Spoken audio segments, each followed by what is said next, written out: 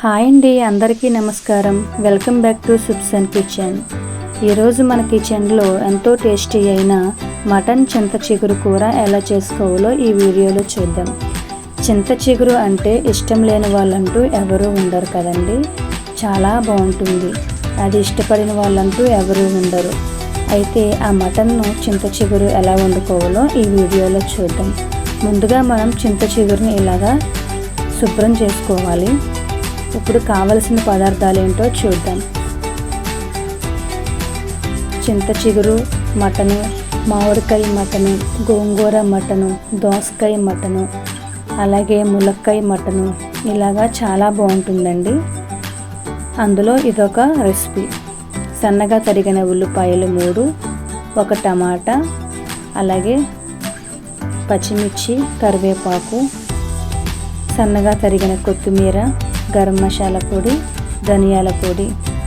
చింత చిగురు అది 100 రూపాయలదండి. అది మనం నీట్గా క్లీన్ చేసుకొని అలాగా నీళ్ళు ఆరిపోయే వరకు ఉంచుకోవాలి. ఉప్పు, పసుపు, కారం, అల్లం వెల్లుల్లి కొబ్బరి పేస్టు, అలాగే సరిపడా నూనె.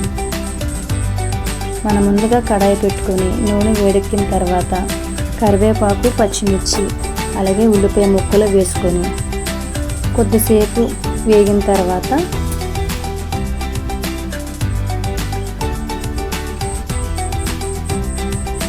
కొద్దిగా పసుపు వేసుకోవాలండి.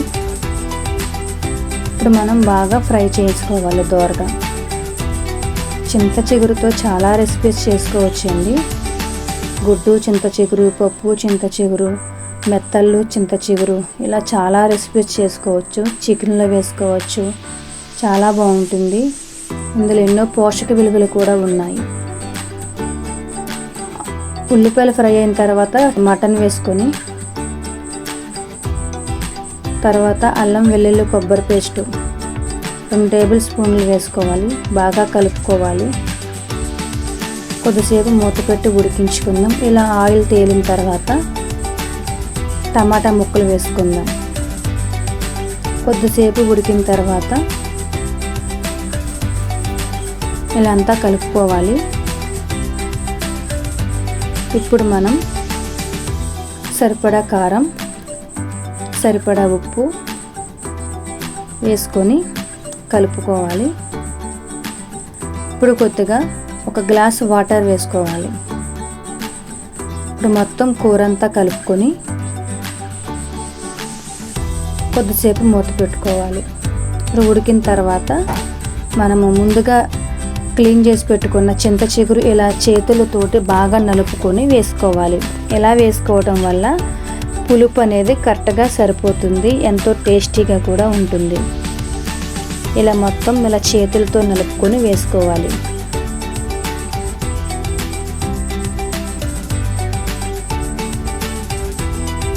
ఒకసారి ఇదంతా బాగా కలుపుకోవాలి. ఇప్పుడు ధనియాల పొడి, గరం మసాలా పొడి సరిపడా వేసుకొని మరొకసారి కలుపుకోవాలి. ఇప్పుడు ఇలా ఆయిల్ తేలే వరకు బాగా ఉడికించుకున్న తర్వాత మనకి ముక్క ఎలా ఉడికిందో అనేది చూద్దాం. చాలా స్మూత్గా అయితే ఉడికిందండి. నాకు చెయ్యి కాలిపోతుంది, అందుకే నేను ఒక్కలేకపోతున్నాను. నేను కుక్కర్లో కూడా పెట్టలేదు, మామూలుగానే కడాయిలోనే వండాను. కొబ్బరి వేయటం వల్ల చాలా స్మూత్గా వస్తుంది. అంతేనండి, ఎంతో టేస్టీ అయిన మటను చింత చిగురు కూర రెడీ.